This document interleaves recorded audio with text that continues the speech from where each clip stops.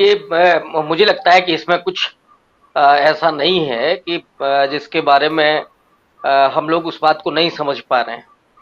जिन राज्यों में आगामी दिनों में चुनाव हैं, चाहे वो मध्य प्रदेश हो, गुजरात हो और आगे चल करके कर्नाटक भी उसी में आएगा, उन राज्यों में वो पूरी भूमिका तैयार की जा रही है ध्रुवीकरण की।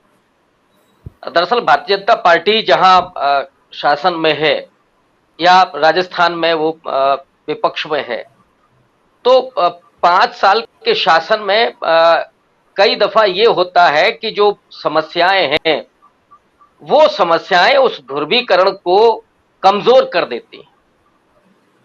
लिहाजा भारतीय जनता पार्टी के पास ले देकर के कुछ बचता तो है नहीं ध्रुवीकरण के अलावा।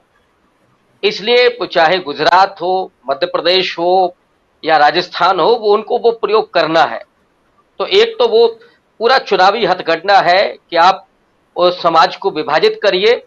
वो जो योगी आदित्यनाथ ने उत्तर प्रदेश के विषय में कहा था कि 80 और 20 करिए और उसके बाद हिंदुओं को सांप्रदायिक बना करके और आप चुनाव जीतिए मुसलमानों का डर दिखाकर।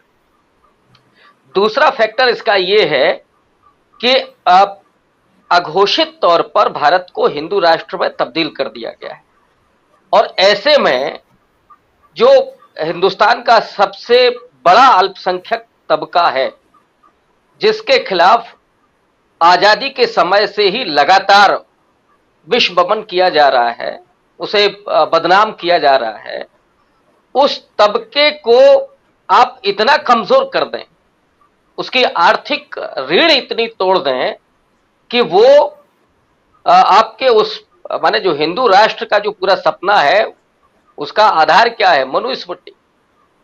तो मनुस्मृति के अनुसार वो तबका आपके दास में तब्दील हो जाए, वो सेवक बन जाए। और दूसरा, आप याद कीजिए कि मोहन भागवत ने गुजरात में कुछ दिनों पहले ही वहां जो शिविर उनका लगा उसमें उन्होंने एक भाषण दिया। 2-3 बातें प्रमुख तौर पर मोहन भागवत ने कही। उन्होंने कहा कि इस देश में संविधान और धार्मिक आजादी के नाम पर हिंसा फैलाई जा रही। अब ये सच में क्या है? क्या इसको हम लोग नजरअंदाज कर सकते हैं? माने अगर कहीं भी वो जो संविधान की मर्यादा बची हुई है, वो जो धार्मिक आजादी का सवाल है, आर्टिकल 25, 26 से लेकर के 30 तक, आप उन संवैधानिक मूल्यों को, उन प्रावधानों को बिल्कुल बेमानी घोषित कर दीजिए। दूसरा ही उन्होंने उसी में जो बात कही थी कि इस देश में एक अल्पसंख्यक तबका वो बड़ी साजिश के तहत सरकारी नौकरियों में घुसपैठ करने की कोशिश कर रहा है। आप याद कीजिए वो जी न्यूज और सुदर्शन टीवी का प्रोग्राम यूपीएससी जिहाद, उत्तर प्रदेश और बिहार से और दिल्ली के जामिया जैसे तमाम संस्थानों से जो मुस्लिम तबके के बच्चे कंपटीशन में फाइट करते हुए आईएएस बन रहे हैं, उनका इशारा उधर था, मतलब बगैर नाम लिए हो। तो ये जो सत्ता है वो अघोषित रूप से हिंदू राष्ट्र बना करके इस देश को अल्पसंख्यकों को दूसरे दर्जे का नागरिक बना रही है। और साथ ही साथ मैं इसमें एक चीज और जोड़ूंगा, जो पूरा हिंदुत्व का कॉन्सेप्ट है वो सिर्फ मुसलमानों और ईसाइयों के खिलाफ नहीं है, केवल अल्पसंख्यकों के खिलाफ नहीं है। अगर उस कॉन्सेप्ट पर बात कीजिएगा तो फिर वो जो शूद्र तबका है, या कल बाबा जयंती है और 2 दिन पहले जितवा फूले की जयंती थी, अगर मैं उनके शब्दों को उधार लेकर के कहूं तो जो शूद्र और अतिशूद्र है उसको भी सेवक और उसको भी दास बनाए जाने की पूरी प्रयोगशाला काम कर रही है। और इसमें जो भी हिंसा हो रही है, उस हिंसा में कौन से लोग शामिल हैं? गुजरात में 2002 के दंगों का वो पोस्टर बॉय, वो कौन था?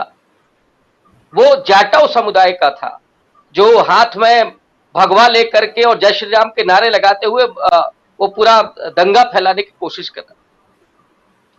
तो इन्हें दलित और पिछड़ों को सांप्रदायिक रूप से इतना उन्मादी बना दिया जाए, इतना जहरीला बना दिया जाए कि वो अपराधी हो जाए और उनको फिर आप बचाव में खड़े हो जाइए। आप उसी राजस्थान के उस रैगर को याद कीजिए कि जिसने एक मुस्लिम को जलाया, और उसको बचाने के लिए कौन कौन लोग उसका आर्थिक मदद कर रहे थे या न्यायालय में उनकी सहायता कर रहे थे उसकी।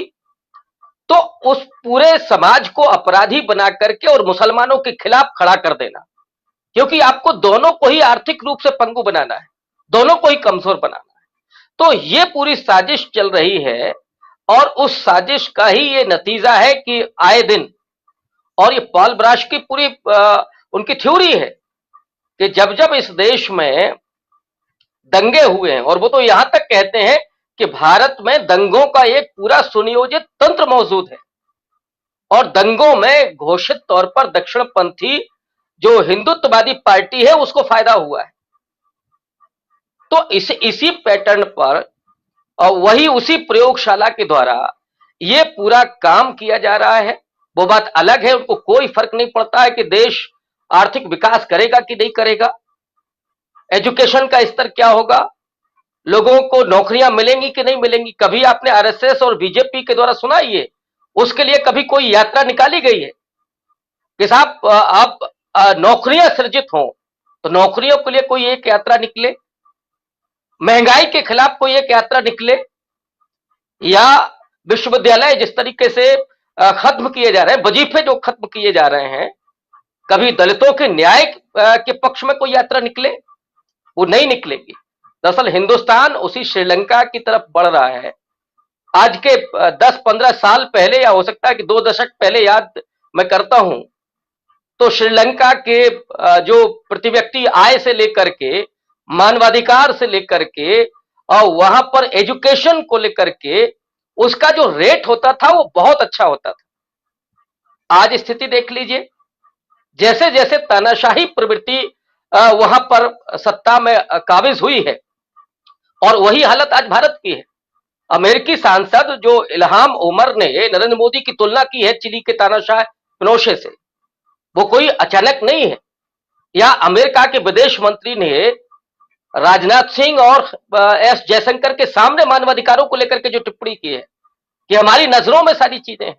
तो आज हिंदुस्तान की जो एक तरह से इज्जत तार तार हो रही है, भारत की तरफ लोग देखा करते थे, और एशिया में उसका एक अपना वजूद होता था। लेकिन आज उस भारत में जो मानवाधिकारों का उल्लंघन हो रहा है, जो एक समुदाय को लगातार टारगेट किया जा रहा है, उसका मान मर्दन ही नहीं किया जा रहा, बल्कि उसकी आर्थिक स्थिति को बहुत पंगु बना करके उसे पूरे तोड़ने की जो कोशिश हो रही है, इसको लेकर के पूरी दुनिया में भारत प्रश्नांकित हो रहा है। लेकिन बात ताज्जुब है कि इनको कोई फर्क नहीं पड़ता है, और उन लोगों को भी नहीं जो इसमें शामिल हैं। अब आप मुझे बता दीजिए कि इनमें जो मध्य प्रदेश के बहुत लंबे लिस्ट होगी जो नेताओं की, शिवराज सिंह चौहान का कोई बेटा क्या शामिल हुआ खरगोन में, या जो वहां कपिल मिश्रा का कोई भाई भतीजा कोई शामिल हुआ दंगों में? कौन लोग शामिल? अमित शाह का बेटा क्या दंगों में शामिल हुआ? ये दरअसल उन्हीं दलित पिछड़ों को खास करके उनका सांप्रदायिकरण करके उन्हें आग में झोंक देना है, ताकि रीढ़ दोनों की टूट जाए। ये हिंदुत्व की प्रयोगशाला काम कर रही है, और उसी के तहत ये सारी चीजें हो रही। ये अभी अघोषित तौर पर हिंदू राष्ट्र है, और मुझे लगता है कि अगर ऐसे ही चलता रहा तो संघ कुछ दिनों के बाद बीजेपी वो भी काम कर सकती है, अगर संविधान उस तरह से सुरक्षित नहीं रहता। जैसे कहा विनीत जी ने कि सुप्रीम कोर्ट खामोश है, संस्थान कमजोर हो रहे हैं लगातार। ये जो संस्थानों की जो कमजोरी है वो उस पूरे कॉन्स्टिट्यूशन को बेमानी कर देती है, उसका मतलब क्या रह जाएगा। इसलिए देश में बड़ा संकट है, और इस समय जो लोग भी बोल रहे हैं, मुझे लगता है कि उनको उनकी बहुत सराहना होनी चाहिए कि वो खुल करके जिस तरह से जो भी बचा हुआ है अभी देश में उसके खिलाफ बोलना ये दायित्व भी है। बाकी जो अखबार लिख रहे हैं, अब मुझे तो लगता है कि उन्होंने भी सुपारी ले ली है क्या, कि जिस तरह की खबरें आ रही हैं। पहले ये होता था कि जो अखबार है, जो टेलीविजन है, वो सौहार्द बढ़ाने के लिए काम करते थे, आज लग रहा है कि वो देश को बांटने के लिए काम कर रहे हैं। तो उन पत्रकारों को भी क्या कहा जाए जो कोरोना जिहाद चला रहे थे, और बाद में सुप्रीम कोर्ट ने क्या कहा। तो वो तो उनको कोई शर्म और लिहाज भी नहीं। तो ऐसे दौर में हम लोग इस पर जो चिंता कर रहे हैं वो बहुत लाजमी है, और वो चिंताएं और दिन पर दिन बढ़ती जा रही हैं। जी प्रोफेसर रविकांत, बहुत